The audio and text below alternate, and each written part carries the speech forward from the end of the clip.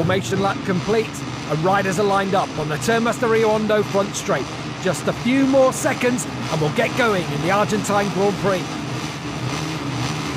Back to Tango in Argentina, Moto 3 style, lights out. Sergio Garcia got away pretty well from pole position. There's been a really good start as well from Joel Kelso in 5th place. Is he going to move up a couple of places on the run into first corner? Sergio Garcia that makes the perfect start, just where he wanted to be. He's got the whole shot on the gas machine.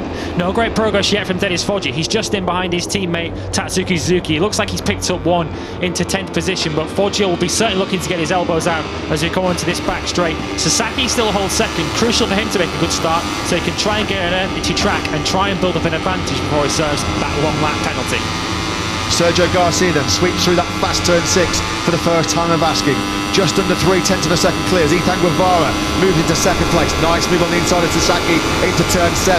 Ricardo Rossi still keeping a watching brief there behind them in 4th position. Artigas and Moreira were having a look at the inside. Ayumi Sasaki has now been given the notification that he can serve his long lap penalty. It's on the outside of turn 7, so expecting to serve that next time around.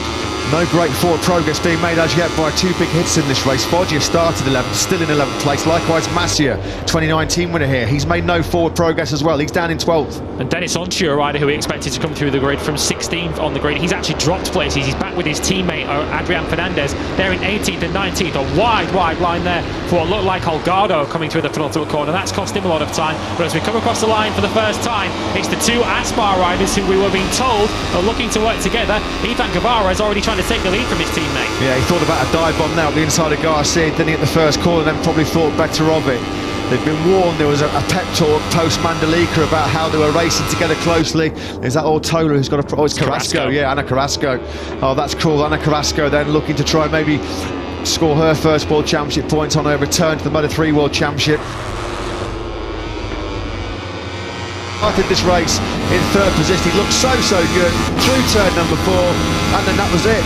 Just nothing, no power whatsoever. He puts his arm up, he looks down to his left boot. That is so cruel for Ethan Guevara, our race leader, out of the Argentinian Grand Prix and out of the lead of the World Championship. Absolutely nothing he could do about that, unfortunately for Guevara. It's cost the Aspar team the lead because Garcia has now been overtaken by Mino. We saw in Qatar 2 weeks ago, of course, Mino now, that brings him right back into the contention at the top of the championship. We saw a few weeks ago, once Mino got to the front, Garcia tried everything in Qatar to try and get past that Honda, the River Called Snipers Honda, and couldn't do it. He shouldn't find it quite so difficult this time because there are more overtaking opportunities if you don't necessarily have the straight line speed, which Garcia doesn't relative to that Honda. But Mino, as we've seen in the past, very difficult to shift once he's at the front, and Foggia looks like he's really closing the gap now on this group of 4. He started about 1.3 seconds behind them.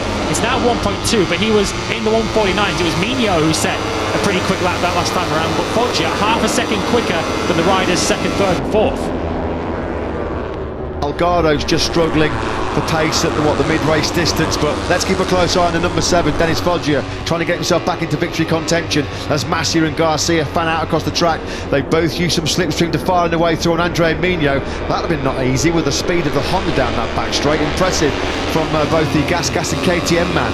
Argentinian Grand Prix and out of the lead of the World Championship. Absolutely nothing he could do about that, unfortunately for Guevara. It's cost the Aspar team the lead because Garcia has now been overtaken by Mino. We saw in Qatar 2 weeks ago, of course, Mino now, that brings him right back into the contention at the top of the championship. We saw a few weeks ago, once Mino got to the front, Garcia tried everything in Qatar to try and get past that Honda, the River Called Snipers Honda, and couldn't do it. He shouldn't find it quite so difficult this time because there are more overtaking opportunities if you don't necessarily have the straight line speed, which Garcia doesn't relative to that Honda. But Mino, as we've seen in the past, very difficult to shift once he's at the front, and Foggia looks like he's really closing the gap now on this group of 4. He started about 1.3 seconds behind them. It's now 1.2, but he was in the 149s. It was Mino who set a pretty quick lap that last time around, but Foggia half a second quicker than the riders 2nd, 3rd and 4th.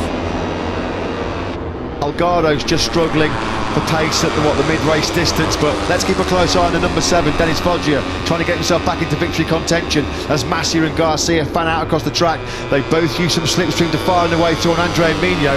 That'd have been not easy with the speed of the Honda down that back straight. Impressive from both the Gas and KTM man.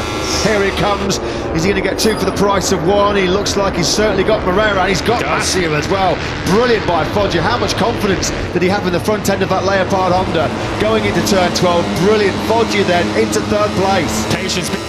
If he can make it back-to-back wins here, we're coming to turn 2 on the last lap. It's Foggia from Garcia. Turn 5 will be a key moment here for Garcia. We've seen how late he is on the brakes in today. He's going to have to try and get in front, because you feel, from what we've seen in this Grand Prix so far, if Foggia leads into that final sector, he will lead at the end of it. Looked like a bit of a moment there for Sasaki as well in fourth position. It's between the top 3 you would see at the moment. Can Suzuki get in amongst it and help his teammate out?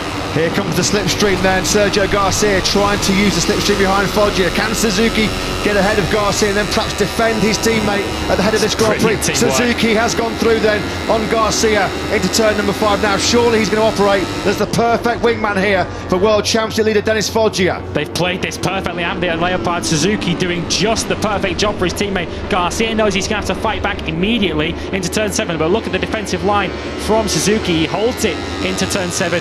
Foggia, you'd imagine, will be safe from here. You wouldn't imagine